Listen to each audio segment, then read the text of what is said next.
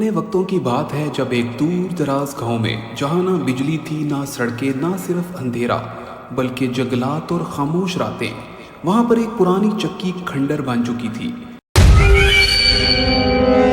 गांव वाले लोग कहते थे कि यहाँ पर एक खौफनाक भूत रहता है जो सिर्फ पूरे चांद की रात को नमूदार हो जाता है। कासिम, अब्दुल्ला और सादिया जो बचपन के दोस्त थे, एक रात सब वहीं बैठे थे, भूतों की कहानियां सुन रहे थे।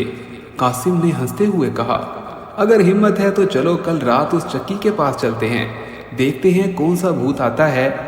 अब्दुल्ला ने भी डरते हुए कहा, अरे पागल हो गए हो, लोग कहते हैं वहां जो गया वो वापस नहीं आता। सादिया भी जोश में आ गई, हाँ मुझे लगता है सब अफवाहें हैं, हमें खुद जाकर देखना चाहिए कि वहाँ कोई भूत है या फिर नहीं। अगली रात जब पूरा चांद चमक रहा था, वो तीनों दोस्त मशालें जलाकर चक्की की तरफ रवाना हो गए। रात बिल्कुल खामोश थी, सिर्फ उल्लुओं की आवाजें आ रही थी। चक्की एक खंडर बन चुकी थी, दरवाजा खुद ब खुद चरचराते हुए खुल गया।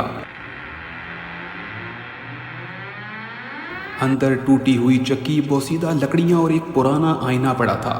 अचानक आईना खुद से हिलने लग गया। सादिया ने मिशल जलाई तो उस पर रोशनी डाली और अचानक से पीछे एक खतरनाक साया नजर आया। उन्होंने जैसे ही पलट कर देखा, वहां कोई भी नहीं था।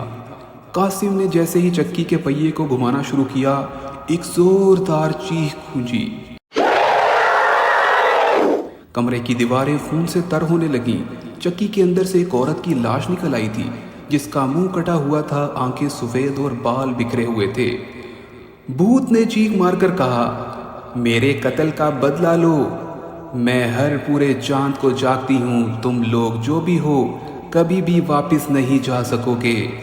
अब्दुल्ला ने जैसे ही जल्दी से दरवाज़ा खोला, लेकिन बाहर मुकम्मल धुंध छा चुकी थी, रास्ता गायब हो चुका था। सादिया ने जोर जोर से सूरह फातिहा पढ़ना शुरू कर दी थी।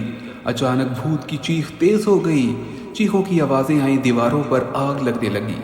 कासिम ने हिम्मत करके वहीं पर आईने को तोड़ दिया।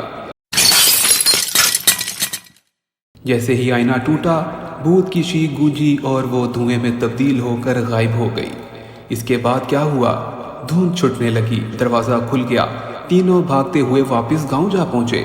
सब ने हैरत के साथ देखा कि वापस जिंदा कैसे लौट आए हैं। बाद में मालूम हुआ कि वो चक्की एक मजलूम औरत की थी और उसकी कब्र पर बनाई गई थी, जैसे गांव के कुछ जालिम लोगों ने मार कर वहीं दफना दिया था। कासिम, अब्दुल्ला और सादिया ने इस वाक़े के बाद उस चक्की को गिरवा दिया और वहाँ कुरान ख्वानी भी करवाई और एक मस्जिद बनवा दी। तब से आज तक वो जगह बहुत ही सुकून में है, लेकिन हर पूरे चांद की रात मस्जिद के करीब से औरत की चीख जैसी आवाज़ कभी कभी अभी भी सुनाई देती है।